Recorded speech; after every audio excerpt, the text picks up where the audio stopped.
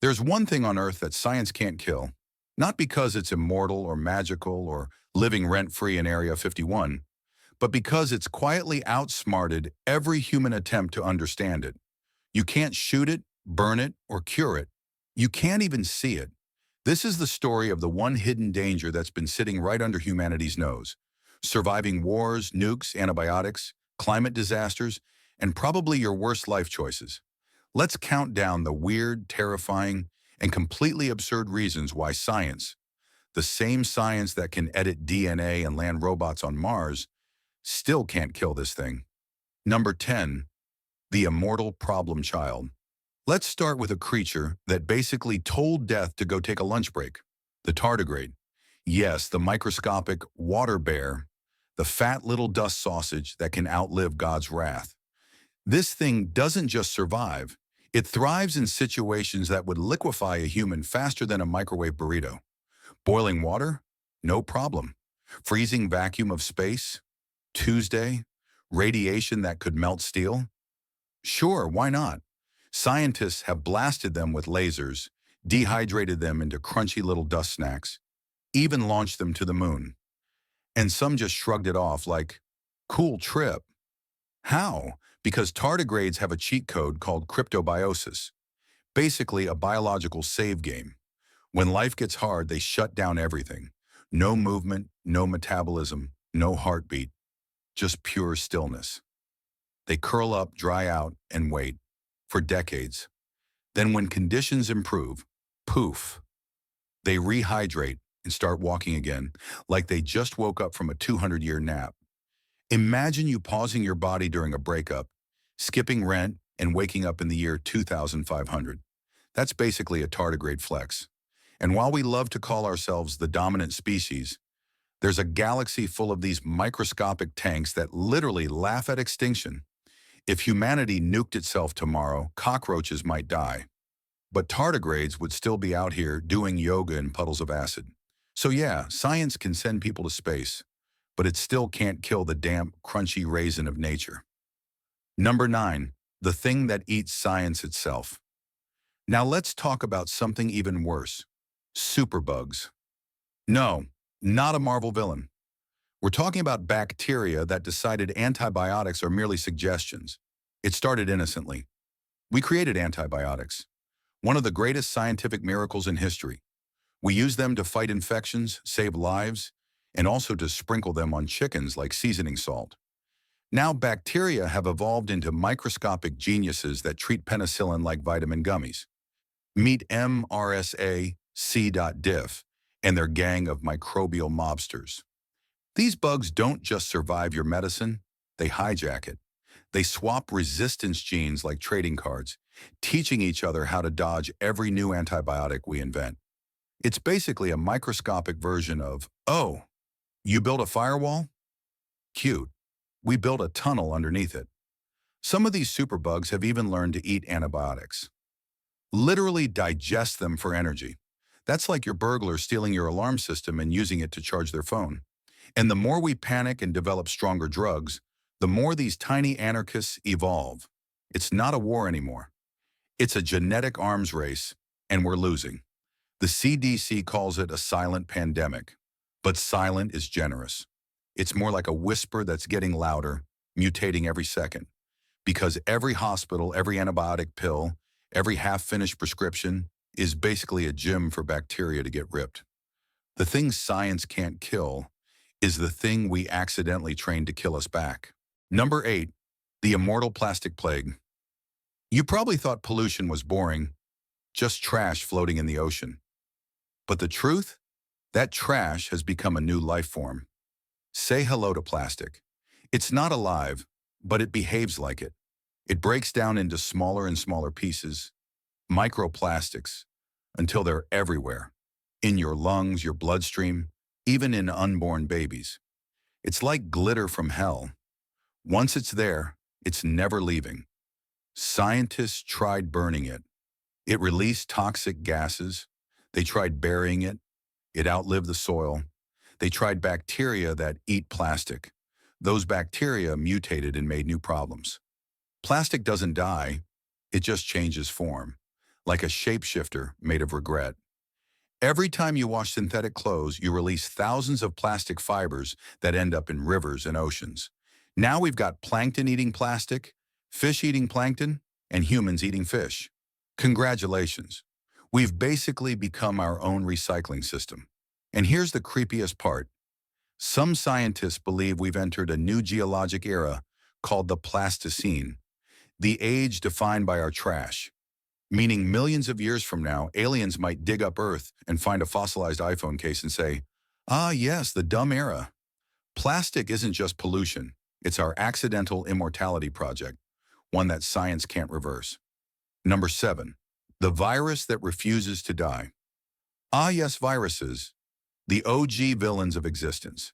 You'd think after thousands of years of plagues, pandemics, and vaccines, science would have these microscopic freeloaders figured out. But no, some viruses just never leave. Take herpes, for example. It doesn't die, it just hides in your nerves like a bad memory that occasionally texts you, hey, or HIV, which burrows into your DNA like it signed a 99-year lease. Even when scientists cure infections, fragments of viral DNA keep showing up years later. Ghost code haunting your body. Viruses aren't alive in the traditional sense, which means you can't technically kill them. You can only stop them from spreading, like trying to evict a rumor. And get this, we've actually discovered zombie viruses thawing out of Arctic ice. Perfect, because what the world really needed was prehistoric diseases unfrozen by climate change. These things survived 30,000 years in ice, woke up in a lab, stretched and said, "Miss me?" And scientists were like, "Oh cool, it's still infectious." So, while we celebrate vaccines and modern medicine, there's still a whole world of viral code that laughs in binary. Because some things don't live or die, they just wait. Number 6, the fungus that thinks you're a buffet. If bacteria are gangsters, fungi are the patient serial killers. You might know them as the things that make bread rise and cheese smell like feet. But in nature, fungi are terrifyingly efficient at one thing, taking over living things. There's a fungus called Candida auris that's been quietly spreading across hospitals worldwide. It's resistant to nearly every antifungal drug we have. It survives disinfectants, hospital bleach, even UV sterilization. Basically, it's the uninvited guest that refuses to leave and somehow has your Wi-Fi password. And when it infects people, it doesn't cause a rash or sniffles. It attacks your bloodstream. Once it's in, it can kill within days. Doctors can't see it with the naked eye. Patients don't even realize they have it until it's too late. What's worse, we have no idea where it came from. It just appeared. One day, hospitals around the world started reporting the same strange infections, and scientists went, huh, that's weird, which is never what you want scientists to say. It's evolving fast, too. Some researchers think climate change might have forced it to adapt to human body temperature, meaning Earth's warming may have literally trained this fungus to infect us. So yes, while everyone was busy worrying about zombie viruses, nature quietly built the perfect stealth killer that eats people from the inside out. Science is trying, really trying, to stop it. But fungi have been around for 1 billion years, breaking down everything from dinosaur bones to your old sneakers. You think your hand sanitizer can stop that? Cute. Basically, if the apocalypse ever happens, it won't start with nukes or robots. It'll start with something that looks suspiciously like athlete's foot. Number 5. The radiation that never dies. Humans have this cute belief that we can contain danger, like stuffing nuclear waste in a barrel and pretending time doesn't exist. But radiation, it doesn't care. It's the ultimate "I'll wait" kind of killer. Some isotopes, like plutonium-239, remain deadly for over 24,000 years. That means if a caveman had dropped a chunk of it somewhere, it'd still be glowing today. And while scientists keep trying to bury it deep underground, nature keeps reminding us that underground is still part of Earth. Water seeps in, rocks shift, containers crack.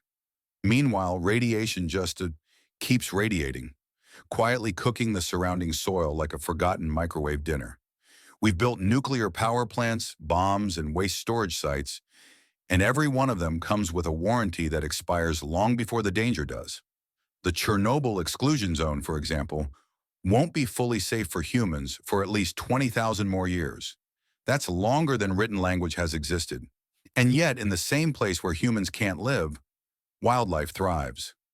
Wolves, eagles, wild horses, all chilling in radioactive forests like it's an all-inclusive resort. Turns out, nature's way of dealing with our biggest mistakes is just ignoring us. Science can harness radiation, measure it, and contain it temporarily, but it can't kill it, because you can't kill energy that refuses to die. Number 4, the algorithm that eats the world. You thought the hidden danger would be something biological? Think again. Meet the algorithm, the invisible machine brain that decides what you watch, buy, believe, and vote for. It doesn't have a body, it doesn't breathe, but it learns faster than any species in history. Every scroll, every click, every hesitation you make becomes part of its diet. It learns your fears, your obsessions, and your weaknesses, then feeds them back to you like a buffet of dopamine and doom. And the best part? No one's really in charge. Even the engineers who built it admit they don't fully understand what it's doing anymore. It's not alive, but it behaves like it wants to be. It evolves, rewrites itself, and optimizes for one thing: your attention. That's why misinformation spreads faster than facts. Why outrage makes more money than truth. Why your For You page knows your breakup phase before your friends do. The algorithm isn't trying to destroy humanity. It's just doing its job, keeping you engaged, even if it has to burn down your sanity to do it. Science created it. Now we can't turn it off, because the only thing stronger than evolution is monetization. Number 3, the ocean's chemical memory.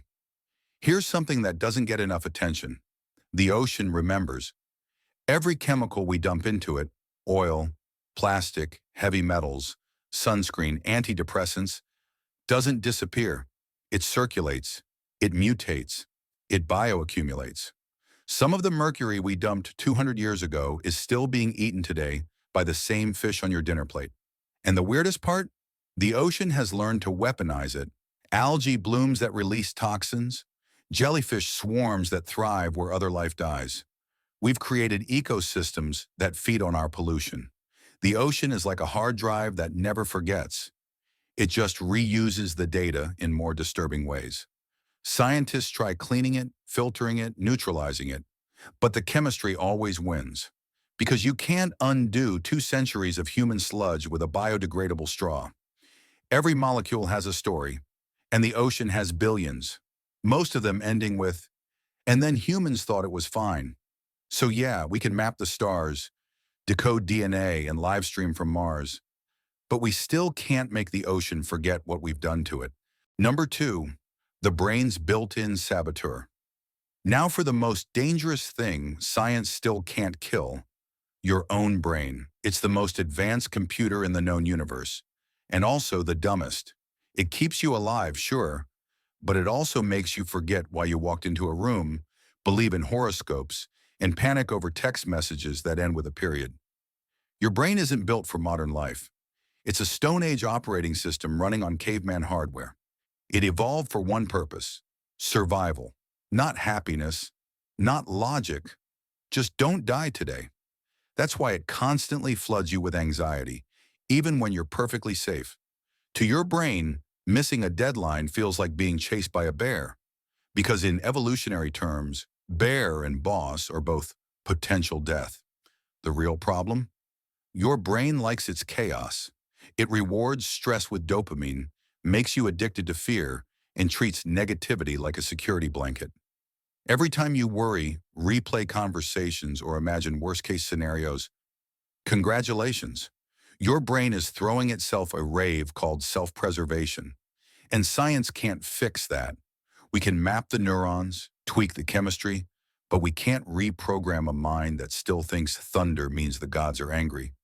It's the ultimate irony. The same brain that split the atom still forgets why it opened the fridge. It's brilliant, it's stupid, and it's unkillable. Number 1, The concept of time, aka the final boss of reality. If you thought tardigrades and viruses were immortal, wait until you meet time. Time doesn't die, it doesn't rest, it doesn't even exist in the way you think it does, and yet it controls everything. Science can bend it with relativity, slow it down near black holes, measure it to the nanosecond, but it can't stop it. Every second you live is a second that never existed before and will never happen again. Time is the one constant that laughs at science. We can manipulate space, energy, and matter. But time?